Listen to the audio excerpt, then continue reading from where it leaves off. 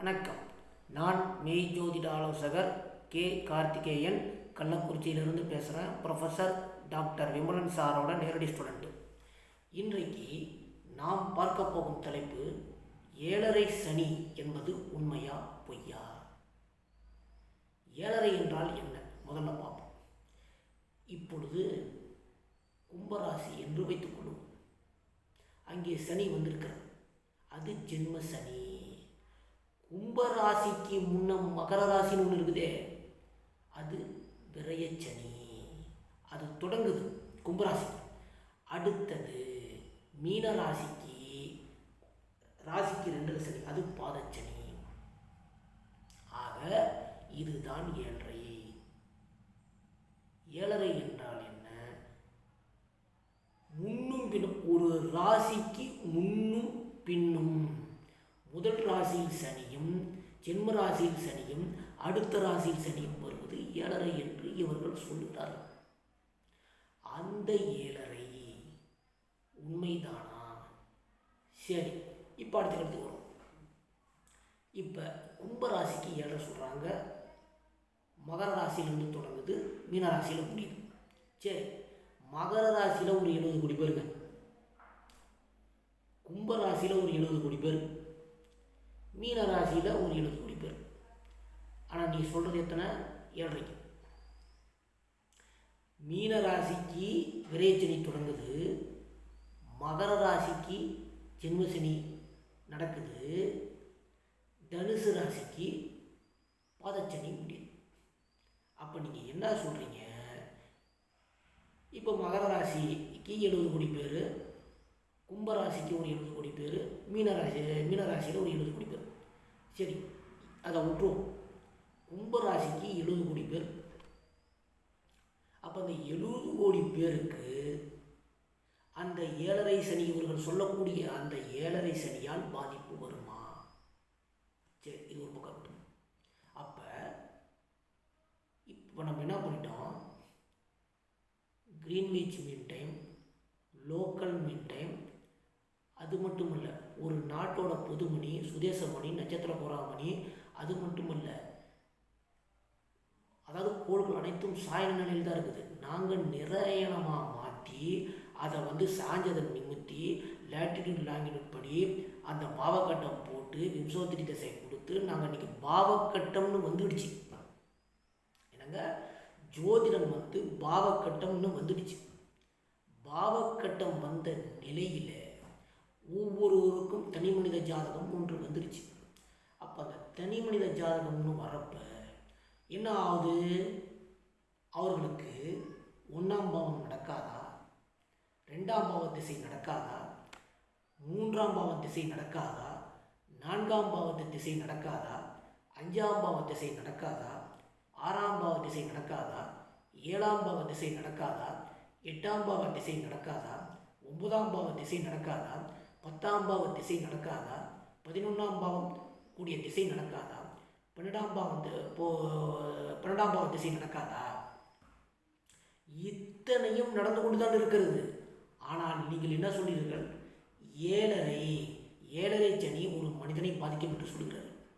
அதாவது 1980 ஒருத்தன் கும்பராசியில் பிறக்கிறான். அப்போ கும்பராசியில் பிறக்கிறப்ப 1980 கும்பராசியில் இருக்கிற அந்த கும்பராசி சம்பந்தப்பட்ட அந்த கும்பராசி மற்ற கிரக நிலைகள் இப்போ வருதான்னு சொல்லுங்கள். யாராவது சொல்லுங்க பார்ப்போம். அப்போ அந்த ஏழரை தனி மனித வாழ்க்கையை பாதிக்கிறது கிடைக்கும். எப்படி, ஏன், எதற்கு, எப்படி அப்படின்னு ஒரு விளக்கம் கூட நீங்கள் சொல்லவே இல்லை, இது வரைக்கும் கிடையாது. எதனால் பாதிக்கிறது, ஏன் பாதிக்கிறது, எப்படி பாதிக்கிறது, ஏழரை சனி என்பது உண்மையா, அஷ்டம சனி என்பது உண்மையா, கெண்ட சனி என்பது உண்மையா பொய்யா? இந்த கேள்விக்கே உங்களால் பதில் சொல்ல முடியல. ஆனால் ஏழரை என்று நீங்கள் கதை கட்டி கொண்டிருக்கிறீர்கள். சரி, அந்த கிரக நிலையை, அது 1980 இருக்கிற கிரக நிலையில் இப்போ அந்த பிறந்த ஒரு ஜாதகரோட கிரக நிலையில் இப்போ வராது. ஒருத்தர் ஒரு 80 பிறந்த கிரக நிலைகள் இப்போ வர்றது வாய்ப்பே கிடையாது. இப்போ பிறந்தவனுக்கு தான் ஜாதகம். இப்போ நீங்கள் சொல்லக்கூடிய கும்பராசியில் இருக்கிற சனி பிறந்தவனுக்கு தான் அந்த ஜாதகம். அது ஏழரை அல்ல. அது ஏழரைக்கு அதுக்கு சம்மந்தமே கிடையாது. சரி, இது எதுக்கு எப்படி சொல்கிற இது இல்லைன்னு.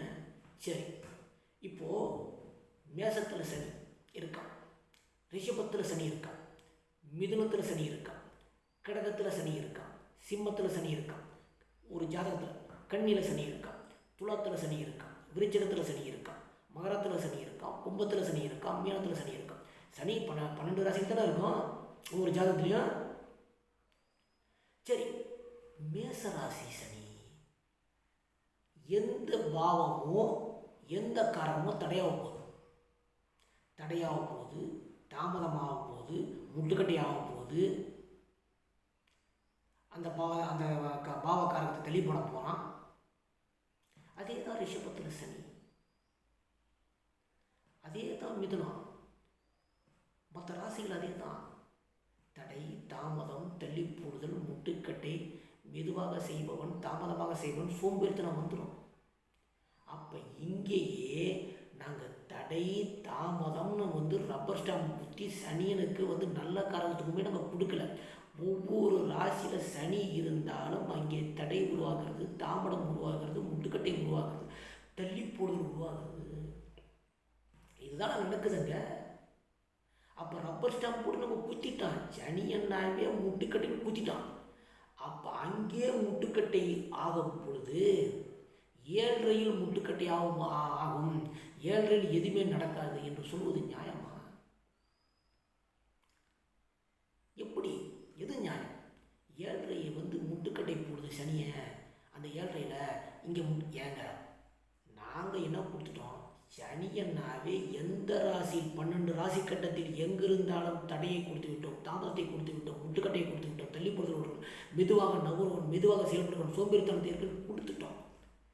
புதுசாக என்ன 7:30 உருவாக்கி அங்கே தடை வருது, தாமதம் வருது, அதனால் யாரும் செயல்படாதீங்கன்னு எப்படி சொல்கிறீங்க? 7:30 இல்லையே, உத்தரகால மருத்துவத்தில் இல்லை, சராவளியில் இல்லை, பிருகத்பர ஹோராசாஸ்திரா இல்லை, எங்கே இருக்குது? ஒரு நூலில் நாங்கள் 7:30 சனின்னு சொல்லலையே. 7:30 சனி என்பது எங்கேயுமே இல்லை, 7:30 என்பது கிடையாது. சனியை எங்கே இருக்கிறானா அங்கே முட்டுக்கட்டி நாங்கள் சொல்லி எழுதி போட்டோம், தடைன்னு எழுதி போட்டோம், தாமதம் போட்டோம். ஆனால் நீங்கள் 7:30 சொல்லி பயமுறுத்துகிறீர்கள், மக்களை முட்டாளாக்குகிறீர்கள். பாவக்கட்டம் 6, 8, 12 சனி இருந்து திசை நடத்தி சிக்கல்கள் வருமே தவிர எந்த இடத்திலையும் சிக்கல்கள் சனியினால் வருவதில்லைங்கிறது புரிஞ்சுங்க. சனியன்னாவே மெதுவாக செல்பவன், தடைகளை தடையை தான் உருவாக்க முடியும். இப்போ 1ஆம் பாவத்தில் சனி இருக்கான், என்ன நடக்குது? அவன் உருவாக்குவது சோம்பேறித்தனத்தை உருவாக்குவான், தடையை உருவாக்குவான், தாமதத்தை உருவாக்குவான். 2ஆம் பாவத்தில் சனி வருமானம் தடையுடன் தாமதத்துடன், பேச்சு தடையுடன் தாமதத்துடன், குடும்பம் தடையுடன் தாமதத்துடன் வருகிறது. 3ஆம் பாவத்தில் சனி முயற்சி தடையுடனும் தாமதத்துடனும் மெதுவாகவும், அதாவது சோம்பேறித்தனமான முயற்சி, இதைத்தான் செய்ய முடியும் சனியினால். 4ஆம் பாவத்தில் சனி சுகத்தில் என்ன பண்ணுவான்? சுகம் அனுபவிப்பதில் தடைகளை உருவாக்குவான், தாமதத்தை உருவாக்குவான், முட்டுக்கட்டைகளை உருவாக்குவான். நார்கள் சுகத்தை, அதாவது அளவு கடந்த சுகத்தை அனுபவிக்க விட மாட்டான். 5இல் சனி சிந்தனையில் குழப்பத்தை ஏற்படுத்துவான், சோம்பேறித்தனத்தை ஏற்படுத்துவான், முட்டுக்கட்டை ஏற்படுத்துவான். 6இல் சனி பிரச்சனைகளை உருவாக்குவான், எழுத்துக்கிட்டே போவான், அந்த பிரச்சனை முடிவுக்கு வராது, கடன் முடிவுக்கு வராது, நோய் முடிவுக்கு வராது, பகை முடிவுக்கு வராது. 7இல் சனி திருமணத்தில் முட்டுக்கட்டை, திருமணத்தில் தடை, திருமணத்தில் தாமதம், திருமணத்தை தள்ளிப்போடுறது, இயற்கை மாறான மனைவியை கொண்டு விட்டுறான். 8இல் சனி ஏன்டா வாழ்றங்கிற நிலையை உருவாக்குறான், உயிர் மட்டும்தான் இருக்கான். சனியை கஷ்டங்களை உருவாக்குகிறான், நஷ்டங்களை உருவாக்குகிறான். ஆயில் மட்டும் இருக்கும், அவ்வளோதான், வேற ஒரு வெங்காயம் அங்கே இல்லை. 9இல் சனி ஊருக்கு உடைப்போம், ஒழுக்கத்தில் சில தடைகள், முன் யோசனையில் சில தடைகள், பரந்துபட்ட சிந்தனைகள் சில தடைகள். இதுதானே சனியினால் கொடுக்க முடியும். ஏங்க சனியினால் கொடுக்க முடியுது என்ன? தடை உருவாக்கலாம்.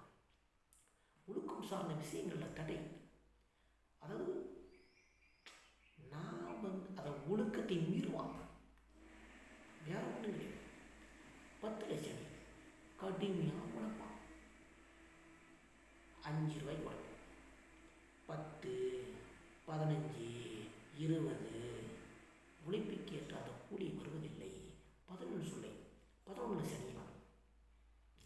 தடைப்பட்டு தாமதப்பட்டு மெதுவாக கொஞ்சம் கொஞ்சமாக தான் லாபம்.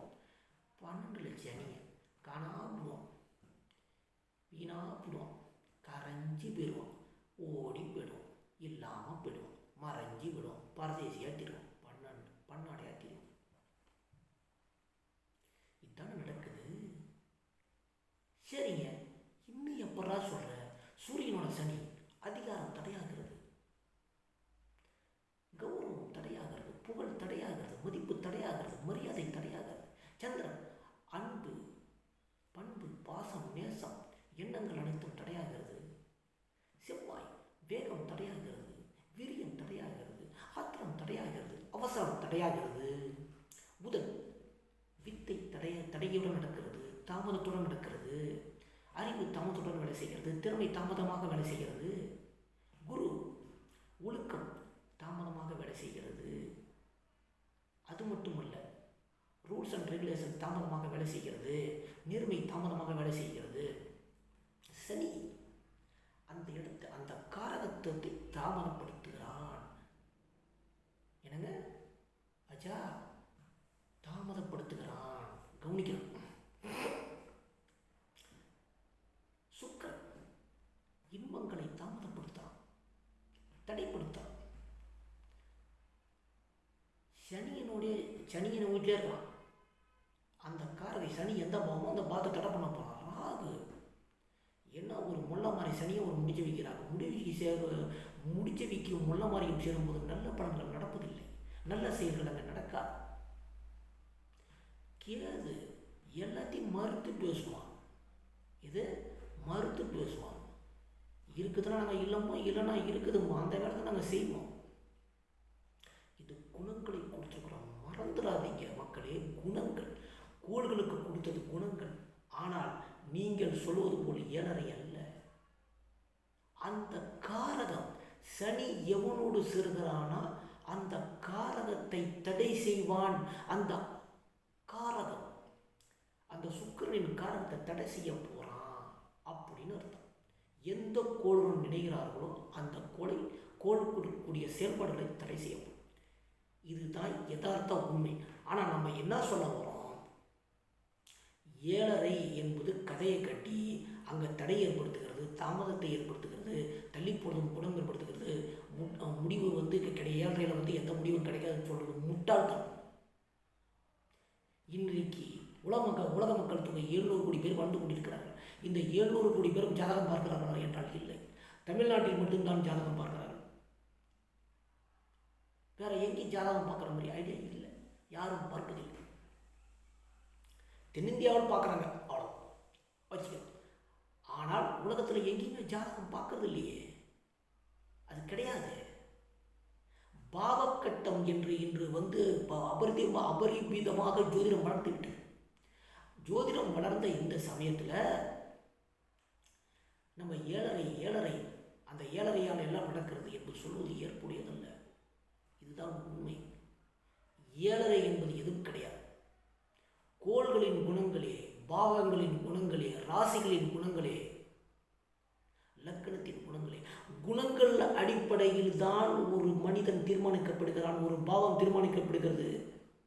இது யதார்த்த உண்மை.